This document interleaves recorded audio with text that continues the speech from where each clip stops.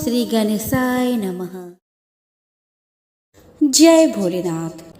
सोमवार का दिन शंकर भगवान को समर्पित होता है।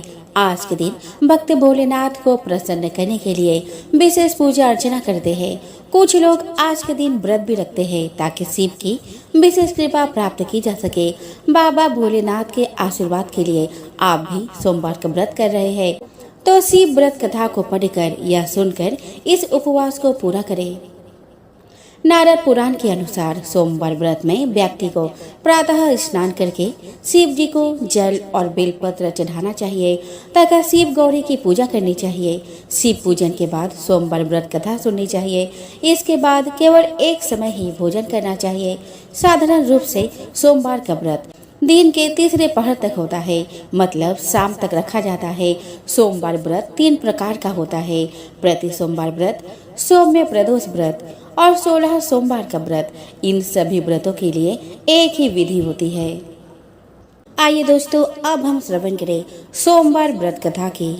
तो दोस्तों, एक समय की बात है, किसी नगर में एक साहूकार रहता था। उसके घर में धन की कोई कमी नहीं थी, लेकिन उसकी कोई संतान नहीं थी। इस कारण वह बहुत दुखी था। पुत्र प्राप्ति के लिए वह प्रत्येक सोमवार व्रत रखता था और पूरी श्रद्धा के साथ शिव मंदिर जाकर भगवान शिव और पार्वती जी की पूजा करता था। उसकी भक्ति देखकर एक दिन माँ पार्वती प्रसन्न हो गई और भगवान शिव से उस साहूकार की मनोकामना पूर्ण करने का आग्रह किया। पार्वती जी की इच्छा सुनकर भगवान शिव ने कहा कि हे पार्वती, इस संसार में हर प्राणी को उसके कर्मों का फल मिलता है और जिसके भाग्य में जो हो उसे भोगना ही पड़ता है। लेकिन पार्वती जी ने साहूकार की भक्ति का मान रखने के लिए उसकी मनोकामना पूर्ण करने की इच्छा जताई। माता पार्वती के आग्रह पर शिव जी ने साहूकार को पुत्र प्राप्ति का वरदान तो दिया, लेकिन साथ ही यह भी कहा कि उसके बालक की आयु केवल 12 वर्ष होगी। माता पार्वती और भगवान शिव की बातचीत को साहूकार सुन रहा था। उसे ना तो इस बात की खुशी थी और ना ही दुख। वो पहले की भांति ही शिव जी की पूजा करता रहा। कुछ समय बाद साहूकार के घर एक पुत्र का जन्म हुआ। जब वह बालक 11 वर्ष का हुआ तो उसे पढ़ने के लिए काशी भेज दिया गया। साहूकार ने पुत्र के मामा को बुलाकर उसे बहुत सारा धन दिया और कहा कि तुम इस बालक को काशी विद्या प्राप्ति के लिए ले जाओ और मार्ग में यज्ञ कराना। जहाँ भी यज्ञ कराओ वहाँ ब्राह्मणों को भोजन कराना और दक्षिणा देते हुए जाना। दोनों मामा भांजे इसी तरह यज्ञ कराते और ब्राह्मण को दान दक्षिणा देते काशी की ओर चल पड़े। रात में एक नगर पड़ा जहाँ नगर के राजा की कन्या का विवाह था, लेकिन जिस राजकुमार से उसका विवाह होने वाला था वह एक आंख से काना था। राजकुमार के पिता ने अपने पुत्र के काना होने की बात को छुपाने के लिए एक चाल चली। साहूकार के पुत्र को देखकर उसके मन में एक विचार आया। उसने सोचा कि क्यों ना इस लड़के को दूल्हा बनाकर राजकुमारी से विवाह करा दूं। विवाह के बाद इसको धन देकर विदा कर दूंगा और राजकुमारी को अपने नगर ले जाऊंगा। लड़के को दूल्हे के वस्त्र पहनाकर राजकुमारी से विवाह करा दिया गया, लेकिन साहूकार का पुत्र ईमानदार था। उसे यह बात न्याय संगत नहीं लगी। उसने अवसर पाकर ही राजकुमारी के चुन्नी के पल्ले पर लिखा, तुम्हारा विवाह तो मेरे साथ हुआ है, लेकिन जिस राजकुमार के संग तुम्हें भेजा जाएगा वह एक आंख से काना है। मैं तो काशी पढ़ने जा रहा हूँ। जब राजकुमारी ने चुन्नी पर लिखी बातें पढ़ी तो उसने अपने माता पिता को यह बात बताई। राजा ने अपने पुत्री को विदा नहीं किया, जिससे बारात वापस चली गई। दूसरी ओर साहूकार का लड़का और उसका मामा काशी पहुँचे। वहाँ जाकर उन्होंने यज्ञ किया। जिस दिन लड़के की आयु 12 साल की हुई उसी दिन यज्ञ रखा गया। लड़के ने अपने मामा से कहा कि मेरी तबीयत कुछ ठीक नहीं है। मामा ने कहा कि तुम अंदर जाकर सो जाओ। शिव जी के वरदान अनुसार कुछ ही देर में उस बालक के प्राण निकल गए। मृत भांजे को देख उसके मामा ने विलाप शुरू किया। संयोगवश उसी समय शिव जी और माता पार्वती उधर से जा रहे थे। पार्वती ने भगवान से कहा कि स्वामी, मुझे इसके रोने के स्वर सहन नहीं हो रहा। आप इस व्यक्ति के कष्ट को अवश्य दूर करें। जब शिव जी मृत बालक के समीप गए तो वह बोले कि यह उसी साहूकार का पुत्र है जिससे मैंने 12 वर्ष की आयु का वरदान दिया। अब इसकी आयु पूरी हो चुकी है, लेकिन मातृ भाव से विभोर माता पार्वती ने कहा, महादेव, आप इस बालक को और आयु देने की कृपा करें, अन्यथा इसके वियोग में इसके माता पिता भी तड़प तड़प कर मर जाएंगे। माता पार्वती के आग्रह पर भगवान शिव ने उस लड़के को जीवित होने का वरदान दिया। शिव जी की कृपा से वह लड़का जीवित हो गया।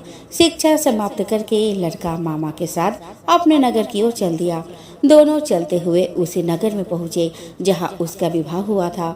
उस नगर में भी उन्होंने यज्ञ का आयोजन किया। उस लड़के के ससुर ने उसे पहचान लिया और महल में ले जाकर उसकी खातिरदारी की और अपने पुत्री को विदा किया। इधर साहूकार और उसके पत्नी भूखे प्यासे रहकर बेटे की प्रतीक्षा कर रहे थे। उन्होंने प्रण कर रखा था कि यदि उन्हें अपने बेटे की मृत्यु का समाचार मिला तो वह भी प्राण त्याग देंगे, परंतु अपने बेटे के जीवित होने का समाचार पाकर वह बेहद प्रसन्न हुए।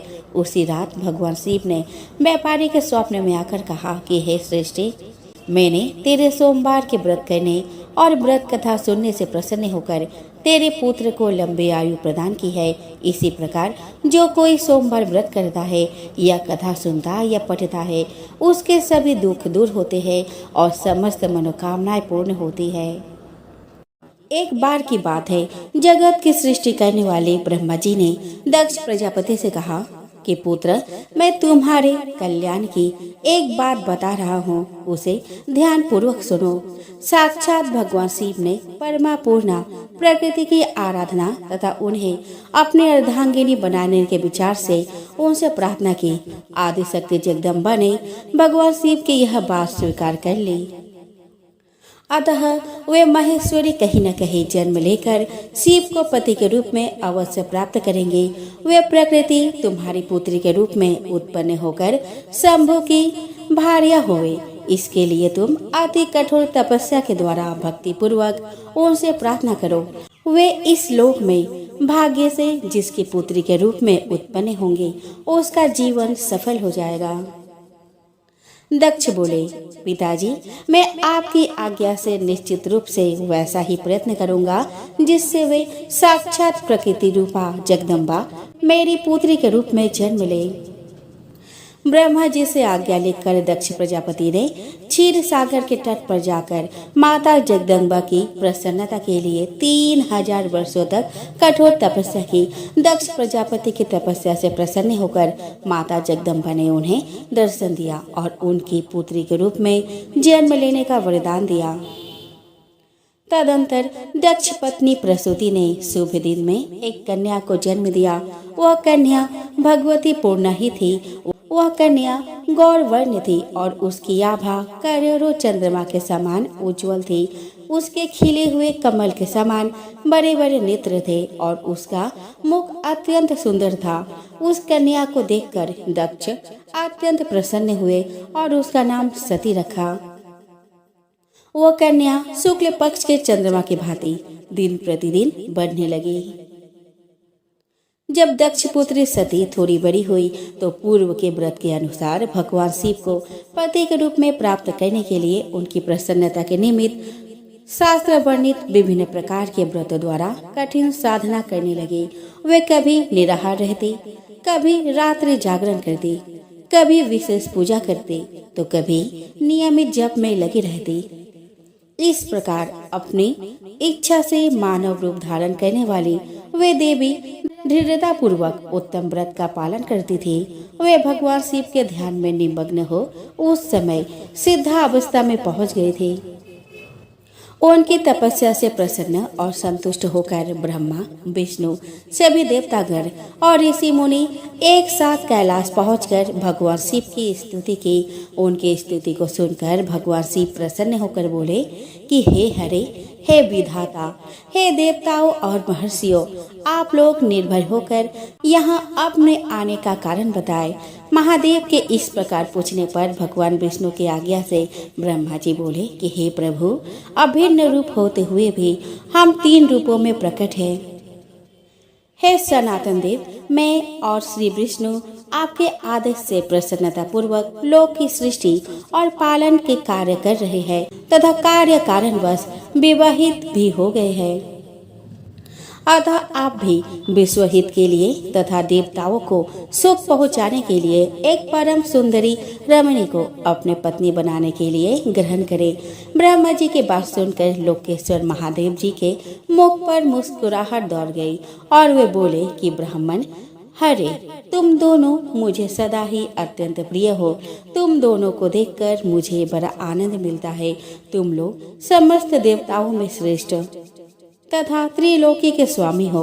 लोकहित के कार्य में मन लगाए रहने वाले तुम दोनों का वचन मेरी दृष्टि में अत्यंत गौरवपूर्ण है, किंतु सुरश्रेष्ठगण, मेरे लिए विवाह करना उचित नहीं होगा, क्योंकि मैं तपस्या में संलग्न रहकर सदा संसार से विरक्त रहता हूँ और योगी के रूप में ही मेरी प्रसिद्धि है, जो निमृति के सुंदर मार्ग पर स्थित है और अपनी आत्मा में ही रमन करता है। संसार में विवाह करना पराये बंधन से बंधना है। इसलिए मैं सत्य कहता हूँ कि विवाह के लिए मेरे मन में थोड़ी भी रुचि नहीं है, तथापि जगत के हित के लिए तुमने जो कुछ कहा है उसे मैं करूँगा।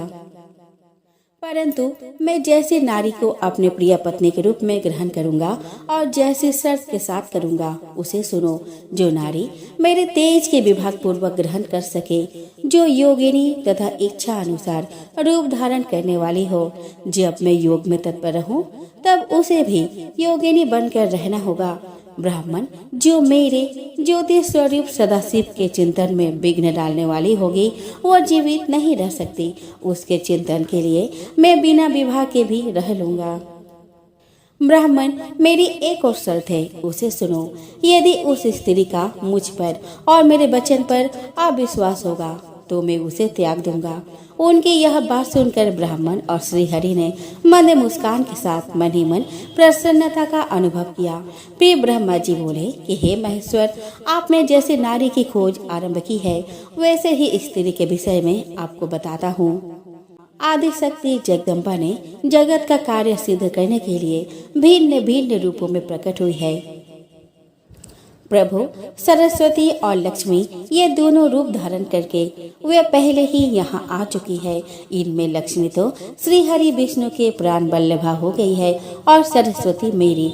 अब वे आदि शक्ति तीसरा रूप धारण करके प्रकट हुई है। प्रभु, लोकहित का कार्य करने की इच्छा वाली देवी शिवा दक्ष पुत्री के रूप में अवतीर्ण हुई है। उनका नाम सती है और वे सब प्रकार से आपके ही योग्य है। महातेजस्विनी सती आपको पति रूप में प्राप्त करने के लिए दृढ़ता पूर्वक कठोर व्रत का पालन करते हुए तपस्या कर रही है। महेश्वर, आप उन्हें वर देने के लिए जाइए और सती को उनकी तपस्या के अनुरूप वर देकर उनके साथ विवाह कीजिए। हे शंकर भगवान विष्णु, मेरी तथा इन सभी देवताओं की यही इच्छा है। तब भक्त वत्सल्य भगवान शिव ने हंसकर कहा, बहुत अच्छा, ऐसा ही होगा। उनके ऐसा कहने पर सभी भगवान शिव से आज्ञा लेकर अपने अपने स्थान को लौट गए। उधर सती ने आश्विन मास के शुक्ल पक्ष की अष्टमी तिथि को उपवास करके भक्ति भाव से परमेश्वर शिव का पूजन किया। इस प्रकार नंदा व्रत पूर्ण होने पर नवमी तिथि को ध्यान मग्न हुई सती को भगवान शिव ने प्रत्यक्ष दर्शन दिए और उन्हें मनोवांछित वर प्रदान करके कैलाश लौट गए। इसके बाद भगवान शिव के स्मरण करने पर ब्रह्मा जी कैलाश पहुँचे और शिव जी की आज्ञा से विवाह का प्रस्ताव लेकर प्रजापति दक्ष के पास पहुँचे। प्रजापति दक्ष को इस विवाह का प्रस्ताव सुनकर अपार हर्ष हुआ और उन्होंने प्रसन्नता पूर्वक इस विवाह की स्वीकृति दे दी। तत्पश्चात वैवाहिक विधि से बड़े धूमधाम के साथ चैत्र मास के शुक्ल पक्ष की त्रयोदशी तिथि को भगवान शिव और देवी सती का विवाह हुआ। विवाह के बाद भगवान शिव प्रथम घरों और अपनी पत्नी सती के साथ कैलाश आ गए और वहां आनंदित होकर दक्ष कन्या सती के साथ विहार करने लगे। एक समय तीनों लोक में विचरने वाले भगवान रुद्र सती के साथ बैल पर आरूढ़ होकर भ्रमण कर रहे थे।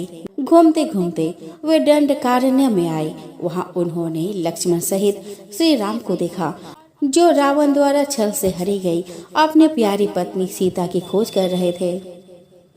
वे हाँ सीते ऐसा पुकारते हुए जहाँ तहाँ देखते और बारंबार रोते। उनके मन में विरह का आवेश छाया हुआ था और उनकी कांति फीकी पड़ गई थी। उस समय भगवान शंकर ने दूर से ही बड़ी प्रसन्नता के साथ उनको प्रणाम किया और दूसरी ओर चल दिए। भगवान शिव के मुंह में डालने वाली ऐसी लीला देखकर सती को बड़ा विस्मय हुआ। वे भगवान शिव से बोली कि हे नाथ, ब्रह्मा विष्णु आदि सब देवता सदा आपकी ही सेवा करते हैं। आप ही सबके द्वारा प्रणाम करने के योग्य है। वेदांत शास्त्र के द्वारा यत्न पूर्वक जानने योग्य निर्विकार परमेश्वर आप ही है। नाथ, ये दोनों पुरुष कौन है? ये दोनों धनुर्धर वीर वन में विचरते हुए बड़े दुखी और दीन प्रतीत होते हैं। इनमें जो बड़े हैं उनकी अंग कांति नील कमल के समान श्याम है। उसे देखकर आप किस कारण से आनंद विभोर हो उठे थे? प्रभु, स्वामी अपने सेवक को प्रणाम करे, यह उचित नहीं जान पड़ता। स्वामी, आप मेरे संशय का निवारण करे। परमेश्वरी सती ने जब भगवान शिव से इस प्रकार प्रश्न किया तब लीला विशारद शंकर जी ने हंसकर कहा, देवी सुनो, मैं तुमसे यथार्थ बात कहता हूँ। ये दोनों भाई वीरों द्वारा सम्मानित हैं। इनके नाम श्री राम और लक्ष्मण हैं। सूर्य वंश में प्रकट हुए ये दोनों राजा दशरथ के विद्वान पुत्र हैं। इनमें जो गोरे रंग के छोटे भाई है उनका नाम है लक्ष्मण। वो साक्षात शेष का अवतार है। इनके बड़े भैया का नाम श्री राम है। इनके रूप में भगवान विष्णु ही अपने संपूर्ण अंश से प्रकट हुए हैं। ये साधु पुरुषों की रक्षा के लिए इस पृथ्वी पर अवतीर्ण हुए हैं। ऐसा कहकर भगवान शिव चुप हो गए। भगवान शिव के बात सुनकर भी सती के मन को विश्वास नहीं हुआ। सती के मन में मेरी बात पर विश्वास नहीं है, यह जानकर लीला विशारद शंभु बोले कि देवी, मेरी बात सुनो। यदि तुम्हारे मन में मेरे कथन पर विश्वास नहीं है तो तुम वहां जाकर अपने ही बुद्धि से श्री राम की परीक्षा कर लो। तब तक मैं इस बरगद के नीचे खड़ा हूँ। भगवान शिव की आज्ञा से सती वहां गई और मन ही मन सोचने लगी कि मैं श्री राम की परीक्षा कैसे करूं। मैं सीता का रूप धारण करके उनके समीप जाती हूँ। यदि वे साक्षात विष्णु है तो मुझे पहचान लेंगे, अन्यथा वे मुझे नहीं पहचान पाएंगे। ऐसा विचार करके सती सीता बनकर प्रभु श्री राम के पास गई। सती को सीता के रूप में सामने आई देखकर श्री राम सब कुछ जान गए और हंसते हुए उन्हें नमस्कार करके बोले, सती जी, आपको नमस्कार है। भगवान शंभु कहाँ गए हैं? आप अकेले इस वन में क्यों आई है? देवी, आपने अपना रूप त्याग कर यह नूतन रूप क्यों धारण किया है? मुझ पर कृपा करके इसका कारण बताइए। सती ने प्रभु श्री राम से वह सब बात बताई कि किस प्रकार भगवान शिव को प्रणाम करते देखकर उनके मन में संदेह उत्पन्न हो गया था और अपने संदेह के निवारण के लिए शिव जी की आज्ञा से श्री राम की परीक्षा लेने यहाँ चली आई। मन से संदेह मिट जाने पर माता सती उदास होकर शिव जी के पास लौटी। उनको भगवान शिव के वचनों पर विश्वास न करने का पश्चाताप होने लगा।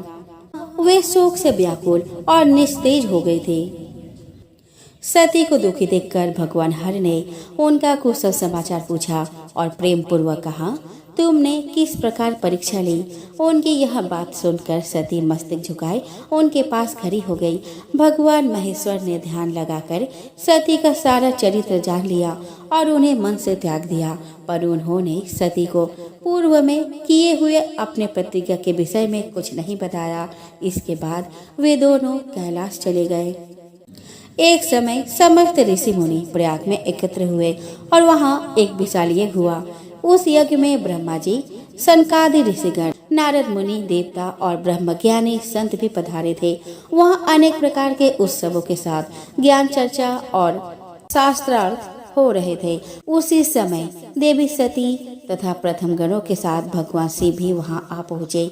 भगवान शिव को आया देखकर सभी ने भक्ति भाव के साथ उनकी स्तुति की और उनकी उचित आसन प्रदान किया। फिर शिव जी की आज्ञा पाकर सब लोग प्रसन्नता पूर्वक यथास्थान बैठ गए। इसी बीच प्रजापति दक्ष, जो बड़े तेजस्वी थे, अचानक घूमते हुए वहां आए और ब्रह्मा जी को प्रणाम करके उनकी आज्ञा लेकर वहां बैठ गए। दक्ष उन दिनों समस्त ब्रह्मांड के अधिपति बनाए गए थे, अतः सबके द्वारा सम्मानित थे। पर अपने इस गौरवपूर्ण पद को लेकर उनके मन में बड़ा अहंकार था, क्योंकि वे तत्व ज्ञान से शून्य थे। उस समय देवर्षि नारद सहित सभी ने हाथ जोड़कर दक्ष का आदर सत्कार किया, पर जो सबके स्वामी और परमेश्वर है, उन महेश्वर ने उस समय दक्ष को मस्तक नहीं झुकाया। वे अपने आसन पर बैठे ही रह गए। महादेव जी को मस्तक न झुकाए देख ब्रह्मा जी के पुत्र प्रजापति दक्ष मन ही मन अप्रसन्न हो गए। महादेव जी को मस्तक न झुकाते देख ब्रह्मा जी के पुत्र प्रजापति दक्ष मन ही मन अप्रसन्न हो गए। उन्हें रुद्र पर क्रोध आ गया। वे ज्ञान शून्य और महान अहंकारी होने के कारण महाप्रभु रुद्र को क्रूर दृष्टि से देखकर सबको सुनाते हुए उच्च स्वर में कहने लगे। दक्ष ने कहा, यह सब देवता, असुर, श्रेष्ठ ब्राह्मण और ऋषि मुझे विशेष रूप से मस्तक झुकाते हैं, परंतु वह जो प्रेतों और पिशाचों से घिरा हुआ महामनस्वी बनकर बैठा है, वह दुष्ट मनुष्य के समान क्यों मुझे प्रणाम नहीं करता। यह भूतों और पिशाचों से सेवित हो मतवाला बना फिरता है और शास्त्रीय विधि की अवहेलना करके नीति मार्ग को सदा कलंकित किया करता है। इसके वेदोक्त कर्म लुप्त हो गए हैं, अतः मैं इसे श्राप देने को उद्यत हुआ हूँ। यह रुद्र चारों वर्णों से पृथक और कुरूप है, इसे यज्ञ से बहिष्कृत कर दिया जाए। यह शमशान में निवास करने वाला तथा उत्तम कुल से हीन है, इसीलिए यह देवताओं के साथ यज्ञ में भाग ना ले पाए। दक्ष की बात सुनकर नंदी को बड़ा रोष आया और वे दक्ष को श्राप देने के विचार से तुरंत इस प्रकार बोले। नंदीश्वर ने कहा कि अरे महामूढ़, दुष्ट बुद्धि दक्ष, तूने मेरे स्वामी महेश्वर को यज्ञ से बहिष्कृत क्यों कर दिया? जिनके स्मरण मात्र से यज्ञ सफल और तीर्थ पवित्र हो जाते हैं, उन्हीं महादेव जी को तूने श्राप कैसे दे दिया? हे ब्राह्मणों से अधम दक्ष, जिन्होंने इस जगत की सृष्टि की, जो इसका पालन करते हैं और अंत में जिनके द्वारा इसका संहार होगा, उन्हीं महेश्वर को तूने श्राप कैसे दे दिया? दुर्बुद्धि दक्ष, तुझे शिव तत्व का जरा भी ज्ञान नहीं है। यहाँ जो भी भगवान रुद्र से विमुख तुझ जैसे दुष्ट ब्राह्मण विद्यमान है, उनको मैं रुद्र तेज के प्रभाव से ही श्राप दे रहा हूँ। तुझ जैसे ब्राह्मण कर्म फल के प्रशंसक वेदवाद में फंसकर वेद के तत्व ज्ञान से शून्य हो जाए। वे ब्राह्मण सदा भोगों में तन्मय रहकर स्वर्ग को ही सबसे बड़ा पुरुषार्थ मानते हुए क्रोध, लोभ और अहंकार से युक्त हो निर्लज और भिक्षुक बने रहे। दूषित दान ग्रहण करने के कारण वे सदा नगरगामी बने रहेंगे। इस प्रकार कुपित हुए नंदी ने जब ब्राह्मणों को और दक्ष ने महादेव जी को श्राप दिया, तब वहाँ हाहाकार मच गया। सदाशिव महादेव नंदी की बात सुनकर हंसते हुए वे मधुर वाणी में बोले, नंदी, मेरी बात सुनो। तुम तो परम ज्ञानी हो, तुम्हें क्रोध नहीं करना चाहिए। तुमने भ्रम से यह समझकर कि मुझे श्राप दिया गया, व्यर्थ ही ब्राह्मण कुल को श्राप दे डाला।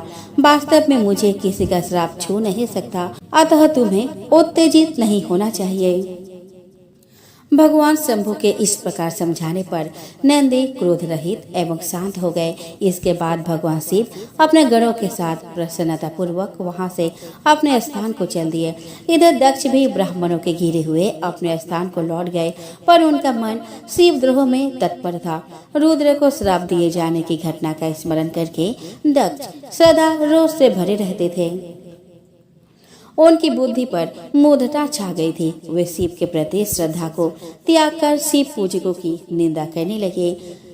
एक समय दक्ष ने कनखल नामक तीर्थ में एक बहुत बड़े यज्ञ का आयोजन किया। उस यज्ञ की दीक्षा लेकर उन्होंने उस समय समस्त देव ऋषियों, महर्षियों और देवताओं को बुलाया। वे सभी उस यज्ञ में पधारे। दूसरे बहुसंख्यक मुनि अपने स्त्री और पुत्रों के साथ लेकर हर्ष पूर्वक दक्ष के यज्ञ में सम्मिलित हुए। इनके अलावे लोकपालगण और सभी उपदेवता अपने सैन्य शक्ति के साथ वहां पधारे थे। दक्ष ने प्रार्थना करके ब्रह्मा जी को भी सत्यलोक से बुलवाया था। इसी प्रकार सादर प्रणाम करके भगवान विष्णु भी वैकुंठ लोक से उस यज्ञ में बुलाए गए थे। शिवद्रोही दक्ष ने उन सब का बड़ा सत्कार किया। विश्वकर्मा ने अत्यंत विशाल और बहुमूल्य भवन बनाए थे। दक्ष ने उन भवनों में ही सभी अतिथियों की ठहरने की व्यवस्था की थी।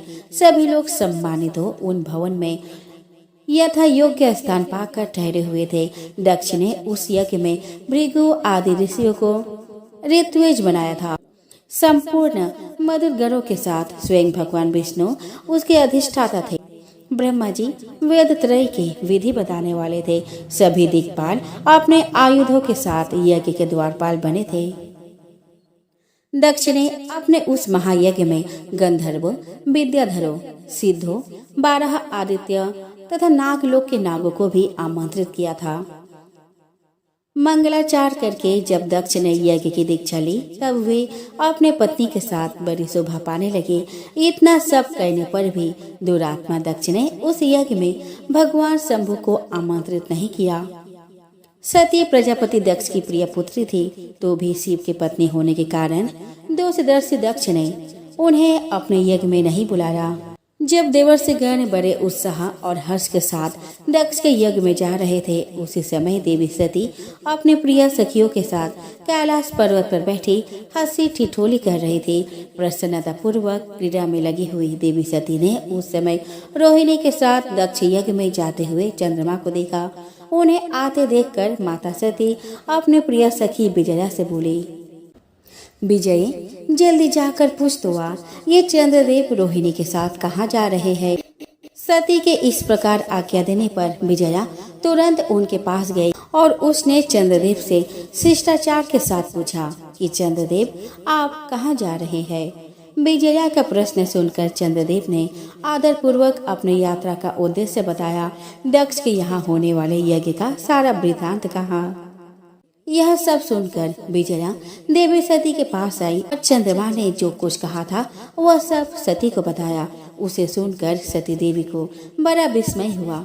अपने यहाँ सूचना न मिलने का क्या कारण है, ये बहुत सोचने विचारने पर भी उनकी समझ में नहीं आया। तब उन्होंने पार्षदों से घिरे हुए अपने स्वामी भगवान शिव के पास जाकर उनसे पूछा। सती बोली कि प्रभु, मैंने सुना है कि मेरे पिताजी के यहाँ कोई बहुत बड़ा यज्ञ हो रहा है, उसमें बहुत बड़ा उत्सव होगा। नाथ, पिताजी के उस महान यज्ञ में चलने की रुचि आपको क्यों नहीं हो रही है? इस विषय में जो बात हो वह सब बताइए। आप मेरी प्रार्थना मानकर प्रयत्न करके मेरे साथ पिताजी के यज्ञशाला में आज ही चलिए। सती की बात सुनकर भगवान शिव मधुर वाणी में बोले, देवी, तुम्हारे पिता दक्ष मेरे विशेष द्रोही हो गए हैं। जो लोग बिना बुलाए दूसरे के घर में जाते हैं वे वहाँ अनादर पाते हैं, जो मृत्यु से भी अधिक कष्टदायक है। अतः प्रिय, तुमको और मुझको तो विशेष रूप से दक्ष के यज्ञ में नहीं जाना चाहिए। शंकर जी के ऐसा कहने पर सती रोषपूर्वक बोली कि शंभु, आप सबके ईश्वर है, जिनके जाने से यज्ञ सफल होता है, उन्हीं को मेरे दुष्ट पिता ने आमंत्रित नहीं किया। प्रभु, मेरे पिता ने किस कारण आपको नहीं बुलाया वह सब मैं जानना चाहती हूँ। अतः मैं आज ही पिता के यज्ञ में जाती हूँ। नाथ, आप मुझे वहाँ जाने की आज्ञा दीजिए। देवी सती के ऐसा कहने पर सर्वज्ञ भगवान रुद्र ने कहा, उत्तम व्रत का पालन करने वाली देवी, यदि वहां जाने की तुम्हारी इच्छा है तो मेरी आज्ञा से तुम शीघ्र अपने पिता के यज्ञ में जाओ। तुम सुसज्जित नंदी वृषभ पर आरूढ़ होकर मेरे प्रथम गणों को साथ लेकर एक महारानी के समान वहां जाओ। भगवान रुद्र के इस प्रकार आदेश देने पर सुंदर आभूषणों से अलंकृत सती देवी सब साधनों से युक्त हो असंख्य शिव गणों के साथ नंदी पर आरूढ़ होकर पिताजी के घर की ओर चली। दक्ष कन्या सती उस स्थान पर गई जहां वह महान यज्ञ हो रहा था। सती ने वहां अपने पिता के भवन को अनेक प्रकार की आश्चर्यजनक वस्तुओं से संपन्न, उत्तम प्रभा से परिपूर्ण, मनोहर तथा देवताओं और मुनियों के समुदायों से भरा हुआ देखा। देवी सती भवन के द्वार पर जाकर खड़ी हुई और अपने वाहन नंदी से उतरकर अकेले ही शीघ्रतापूर्वक यज्ञशाला के भीतर चली गई। सती को आई देख उनके माता और बहनों ने यथोचित आदर सत्कार किया, पर दक्ष ने उन्हें देखकर भी उनका आदर नहीं किया और दक्ष के भय से दूसरे लोग भी उनके प्रति आदर का भाव न दिखा सके। पिता सहित सब लोगों के द्वारा तिरस्कार प्राप्त होने से सती को बहुत दुख हुआ, तो भी उन्होंने अपने माता पिता के चरणों में मस्तक झुकाया। उस यज्ञ में सती ने विष्णु आदि देवताओं के भाग देखे, परंतु शंभु का भाग उन्हें नहीं दिखाई दिया। तब सती ने भारी क्रोध प्रकट किया। वे अपमानित होने पर भी रोष से भरकर दक्ष से बोली, हे प्रजापति, आपने परम मंगलकारी भगवान शिव को इस यज्ञ में क्यों नहीं बुलाया, जिनके द्वारा यह संपूर्ण चराचर जगत पवित्र होता है, जो स्वयं ही यज्ञ है। उन भगवान शिव के बिना यज्ञ की सिद्धि कैसे हो सकती है? द्रव्य, मंत्र, हव्य और कव्य, ये सब जिनके स्वरूप है, उन्हीं भगवान शिव के बिना इस यज्ञ का आरंभ कैसे किया गया? क्या आपने भगवान शिव को सामान्य देवता समझकर उनका अनादर किया है? आज आपकी बुद्धि भ्रष्ट हो गई है, इसीलिए आप पिता होकर भी मुझे अधम प्रतीत हो रहे हैं। ऐसा कहने के बाद परमेश्वरी सती ने भगवान विष्णु, ब्रह्मा, इंद्र आदि सब देवताओं को तथा समस्त ऋषियों को बड़े बड़े शब्दों में फटकारा। इस प्रकार क्रोध से भरी हुई जगदम्बा सती ने वहाँ व्यथित हृदय से अनेक प्रकार की बातें कही। श्री विष्णु आदि समस्त देवता और मुनि सती की बात सुनकर चुप रह गए। अपने पुत्री के वैसे वचन सुनकर कुपित हुए दक्ष ने सती की और क्रूर दृष्टि से देखते हुए कहा कि भद्रे, इस समय यहाँ तुम्हारा कोई काम नहीं है, तुम ठहरो या जाओ, यह तुम्हारी इच्छा पर निर्भर है। समस्त विद्वान जानते हैं कि तुम्हारे पति शिव अमंगल स्वरूप है, वे कुलीन भी नहीं है, वेद से बहिष्कृत और भूतों प्रेतों के स्वामी है। वे कुवेश धारण किए रहते हैं, इसीलिए मैंने जानबूझकर ही उनको इस यज्ञ में आमंत्रित नहीं किया है। मैंने ब्रह्मा जी के कहने से उनके साथ तुम्हारा विवाह कर दिया था, अतः तुम क्रोध छोड़कर शांत हो जाओ। तुम इस यज्ञ में आ ही गई हो तो स्वयं अपना भाग ग्रहण करो। दक्ष के ऐसे कहने पर उनकी त्रिभुवन पूजित पुत्री सती का रोष और भी बढ़ गया। वे मन ही मन सोचने लगी, अब मैं शंकर जी के पास कैसे जाऊं? अगर मैं उनके पास गई तो उन्होंने यहाँ का समाचार पूछा तो मैं उन्हें क्या उत्तर दूंगी? यह सोचकर लंबी सांस खींचकर सती ने अपने पिता से कहा, जो महादेव जी का निंदा करता है अथवा जो उनकी होती हुई निंदा को सुनता है, वे दोनों नरकगामी बनते हैं। अतः पिताजी, मैं जलती हुई अग्नि में प्रवेश करके अपने इस शरीर को त्याग दूंगी। अपने स्वामी का अनादर सुन, अब मुझे इस जीवन की रक्षा से क्या प्रयोजन? सती को अपने वहां आने के कारण बड़ा पश्चाताप हुआ। उन्होंने व्यथित चित्त से भगवान शंकर के वचन का स्मरण किया। फिर कुपित होकर विष्णु आदि समस्त देवताओं और मुनियों से भी निडर होकर दक्ष प्रजापति से बोली, तात, तुम भगवान शिव के निंदक हो, इसके लिए तुम्हें पश्चाताप होगा।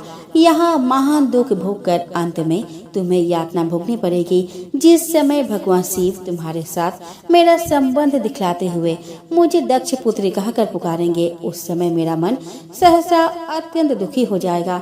इसीलिए तुम्हारे अंग से उत्पन्न हुए इस शरीर को निश्चय ही मैं त्याग दूंगी और ऐसा करके सुखी हो जाऊंगी। हे देवताओं और मुनियों, तुम सब मेरी बात सुनो। तुम सब लोग मूढ़ हो, क्योंकि शिव की निंदा और कलह तुम्हें प्रिय है। अतः भगवान हर्ष से तुम्हें इस कुकर्म का पूरा दंड मिलेगा। दक्ष और देवताओं से ऐसा कहकर सती देवी चुप हो गई और मन ही मन अपने प्राण वल्लभ शंभु का स्मरण करने लगी। मौन हुए सती देवी अपने पति का सादर स्मरण करके शांत चित होकर उत्तर दिशा में भूमि पर बैठ गई। उन्होंने विधि पूर्वक जल का आचमन करके वस्त्र ओढ़ लिया और पवित्र भाव से आंखें मूंद कर पति का चिंतन करते हुए वे योग मार्ग में स्थित हो गई। इस प्रकार दक्ष पर कुपित हो सहसा अपने शरीर को त्यागने की इच्छा से सती ने अपने संपूर्ण शरीर में योग मार्ग के अनुसार वायु और अग्नि को धारण किया। सती का निष्पाप शरीर तत्काल गिरा और उनकी इच्छा के अनुसार योगाग्नि में जलने लगी। उस समय वहां आए हुए देवता आदि ने जब यह घटना देखी तब वे बड़े जोर से हाहाकार करने लगे। सब लोग कह रहे थे कि हाय, भगवान शंकर की परम प्रेयसी सती देवी ने दक्ष के कारण अपने प्राण त्याग दिए, जो सदा ही मान पाने के योग्य थी। दक्ष के द्वारा ऐसे तिरस्कृत हुई कि प्राणों से ही हाथ धो बैठी। प्रजापति दक्ष शिवद्रोही है, इसीलिए उसे सारे संसार में महान अपयश प्राप्त होगा। जिस समय सब लोग ऐसा कह रहे थे, उसी समय यज्ञ मंडप के द्वार पर खड़े शिव जी के पार्षद सती का यह अद्भुत प्राण त्याग देखकर तुरंत ही क्रोधपूर्वक अस्त्र शस्त्र लेकर दक्ष को मारने के लिए आगे बढ़े। उन आक्रमणकारी शिव के पार्षदों के वेग को देखकर भृगु ऋषि ने यज्ञ में विघ्न डालने वाले का नाश करने के उद्देश्य से मंत्रों द्वारा यज्ञ कुंड में आहुति दी। भृगु के आहुति देते हुए यज्ञ कुंड में ऋभु नामक सहस्र देवता प्रकट हुए और उनके साथ प्रथम गणों का अत्यंत विकट युद्ध हुआ। उन ब्रह्म तेज संपन्न ऋभुओं के सामने प्रथम गण अधिक देर तक टिक न सके और वहां से भाग गए। यह सब देखकर सभी देवता भगवान विष्णु के पास जाकर उनसे प्रार्थना करने लगे कि किसी भी प्रकार यह विपत्ति टल जाए। प्रथम गणों के नाश होने और भगाए जाने से जो भावी परिणाम होने वाला था, उसका विचार करके श्री विष्णु आदि देवता अत्यंत उद्विग्न हो उठे। भृगुओं के मंत्र बल से भाग जाने के कारण जो वीर शिवगण नष्ट होने से बच गए थे, वे भगवान शिव के शरण में गए। उन सब ने अमित तेजस्वी भगवान रुद्र को सादर प्रणाम करके वहाँ यज्ञ में जो कुछ हुआ था, वो सारी घटना उनसे कहा सुनाई। अपने पार्षदों की बात सुनकर भगवान शिव ने वहां की सारी घटना जानने के लिए देवर्षि नारद का स्मरण किया। भगवान शिव के स्मरण करते ही नारद मुनि वहां आ पहुँचे और शिव जी को प्रणाम करके खड़े हो गए। इसके बाद भगवान शिव के पूछने पर देवर्षि नारद ने उनको दक्ष यज्ञ की सारी घटना सुना दी कि किस प्रकार दक्ष के अपमानजनक शब्दों से आहत होकर देवी सती ने योगाग्नि में जलकर अपने प्राणों का अंत कर लिया। नारद मुनि की पूरी बात सुनकर महान पराक्रम से संपन्न भगवान चंद्र ने उस समय भारी क्रोध प्रकट नारद मुनि की पूरी बात सुनकर महान पराक्रम से संपन्न भगवान रुद्र ने उस समय भारी क्रोध प्रकट किया। लोक संहारक रुद्र ने अपने सिर से एक जटा उखाड़ी और उसे रोषपूर्वक एक चट्टान पर पटका। भगवान शंकर के पटकने से उस जटा के 2 टुकड़े हो गए और प्रलय के समान बड़ा भयंकर शब्द प्रकट हुए। उस जटा के एक भाग से महाबली वीरभद्र प्रकट हुए, जो समस्त शिवगणों के नायक है, और दूसरे भाग से महाकाली उत्पन्न हुई। उन दोनों का रूप बहुत भयंकर और विकराल था। ऐसा लगता था कि युद्ध में वे दोनों मिलकर काल को भी परास्त कर देंगे। वीरभद्र ने दोनों हाथ जोड़कर परमेश्वर शिव को प्रणाम करके कहा कि हे महारुद्र, सोम, सूर्य और अग्नि को 3 नेत्रों के रूप में धारण करने वाले प्रभु, शीघ्र आज्ञा दीजिए, मुझे इस समय कौन सा कार्य करना है। ईशान, क्या मुझे आधे ही क्षण में सारे समुद्र को सुखा देना है या इतने ही समय में संपूर्ण पर्वतों को पीस डालना है? हर मैं एक ही क्षण में ब्रह्मांड को भस्म कर डालूं या समस्त देवताओं और मनुष्यों को जलाकर राख कर दूं। हे महेश्वर, आपकी कृपा से ऐसा कोई कार्य नहीं है जिसे मैं ना कर सकूं। महादेव, मैं आपको बारंबार प्रणाम करता हूँ। हे हर, अपने अभीष्ट कार्य की सिद्धि के लिए मुझे शीघ्र भेजिए। मेरे दाहिने अंग भड़क रहे हैं, जो मेरी विजय का सूचक है। वीरभद्र की बात सुनकर भगवान शिव बहुत संतुष्ट हुए और बोले, मेरे पार्षदों में श्रेष्ठ वीरभद्र, ब्रह्मा जी का पुत्र दक्ष बड़ा दुष्ट है। उस मूर्ख को बड़ा घमंड हो गया है, अतः इन दिनों वह मेरे विशेष रूप से विरोध करने लगा है। दक्ष इस समय एक यज्ञ कर रहा है। तुम वहां जाकर बंधु बांधव सहित दक्ष को मार डालो और यज्ञ को नष्ट कर दो। यदि देवता, गंधर्व, यक्ष अथवा अन्य कोई भी तुम्हारा सामना करने के लिए आए तो उसे भी भस्म कर डालना और उसके बाद शीघ्र मेरे स्थान पर लौट आना। काल के भी शत्रु तथा सबके ईश्वर भगवान रुद्र रोष से लाल आंखें किए वीरभद्र से ऐसा कहकर चुप हो गए। तब वीरभद्र भगवान शिव को प्रणाम करके वहां से दक्ष के यज्ञ मंडप की ओर चले। उनके साथ असंख्य तेजस्वी शिवगणों की सेना थी। वे सब वीरभद्र को आगे करके दक्ष के यज्ञ मंडप में पहुँचे। उस समय देवताओं के साथ शिवगणों का घोर युद्ध आरंभ हो गया। उसमें सारे देवता पराजित हुए और इधर उधर भागने लगे। दक्ष यज्ञ की रक्षा का भार लेने के कारण न चाहते हुए भी भगवान विष्णु को वीरभद्र के साथ युद्ध करना पड़ा। वीरभद्र के समक्ष भगवान विष्णु के समस्त अस्त्र शस्त्रों के साथ सुदर्शन चक्र भी निस्तेज हो गया। तब भगवान विष्णु वहां से अंतर्ध्यान हो गए। भगवान विष्णु को वहां से जाते देख ब्रह्मा जी, ऋषि मुनि, देवतागण और लोकपाल आदि भी वहां से अपने लोकों को प्रस्थान कर गए। ब्रह्मा जी के पुत्र दक्ष भयभीत होकर छिप गए थे। तब वीरभद्र ने उनका पता लगाकर उन्हें बलपूर्वक पकड़ लाए और उनका सिर काटकर अग्नि कुंड में डाल दिया। वीरभद्र दक्ष और उनके यज्ञ का विध्वंस करके तुरंत ही वहां से कैलाश पर्वत चले गए।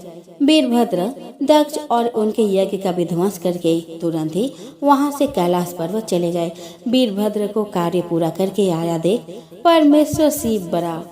परमेश्वर शिव बहुत संतुष्ट हुए और उन्होंने वीरभद्र को शिवगणों का अध्यक्ष बना दिया।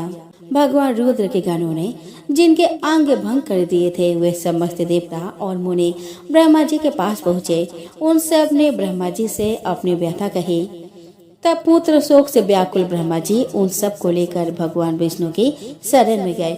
वहां जाकर ब्रह्मा जी ने विष्णु भगवान की स्तुति करके कहा कि देव, जिस तरह भी यज्ञ पूर्ण हो, यजमान दक्ष जीवित हो जाए और समस्त देवता और मुनि सुखी हो जाए, वह उपाय कीजिए।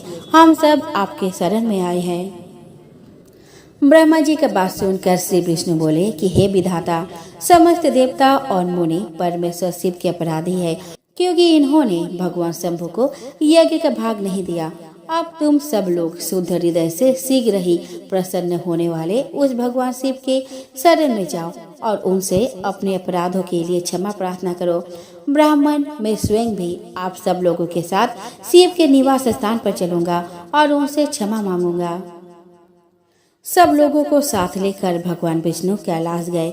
वहां जाकर भगवान शिव का दर्शन करके विष्णु आदि सभी देवताओं और मुनियों ने हाथ जोड़कर और मस्तक झुकाकर शिव जी के चरणों में प्रणाम किया और उनके सब प्रकार से स्तुति की।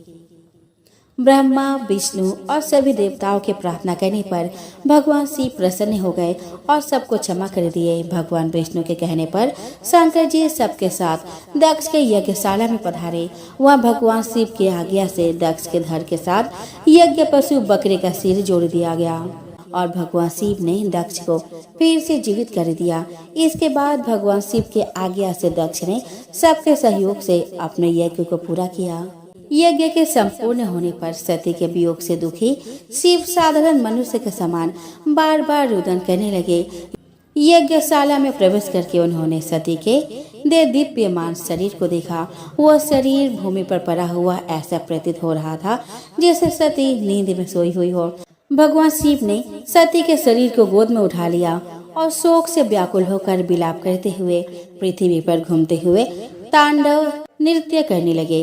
भगवान शिव के अत्यंत वेगपूर्वक नृत्य करने से प्रचंड वायु बहने लगी और बड़े बड़े पर्वत वृक्षों के समान कांपने लगे। उस समय पृथ्वी को धारण करने वाले शेष और कच्छप भी अत्यंत क्षुब्ध हो गए और पृथ्वी चलायमान हो गई। तभी लोग असमय के प्रलय के भय से संत्रस्त हो गए। तब ब्रह्मा जी तथा सभी देवताओं ने भगवान विष्णु से इस संकट से रक्षा का अनुरोध किया। उनसे प्रार्थना की कि किसी भी प्रकार से भगवान शिव को शांत करे। उनके अनुरोध पर जगत का पालन करने वाले पराक्रमी भगवान विष्णु ने सुदर्शन चक्र से देवी सती के शरीर के टुकड़े करके पृथ्वी पर गिरा दिए। नाचते हुए शिव जब धरती पर पैर पटकते थे, उसी समय भगवान विष्णु चक्र चलाकर सती का शरीर काट देते थे। इस प्रकार भगवान विष्णु के सुदर्शन चक्र से माता सती के शरीर के सारे अंग कटकर अलग हो गए और वे धरातल पर 51 अलग अलग स्थानों पर गिरे। पृथ्वी पर वही स्थान 51 शक्तिपीठ के रूप में विख्यात हुई। सती के शरीर के अंग जब भूमि पर गिरे, उसी क्षण वे सभी प्राणियों के कल्याण के लिए पत्थर के रूप में परिवर्तित हो गए। भगवान विष्णु के द्वारा माता सती के शरीर के टुकड़े करने पर भगवान शिव ने स्वयं को भार रहित अनुभव किया और धैर्य धारण किया। तब नारद मुनि के प्रार्थना करने पर भगवान शिव शांत चित होकर योगरूढ़ हो गए। इन सभी 51 शक्तिपीठ में कामरूप प्रदेश कामाख्या, जहाँ माता सती के शरीर का योनि भाग गिरा था, वह सर्वोत्तम शक्तिपीठ है।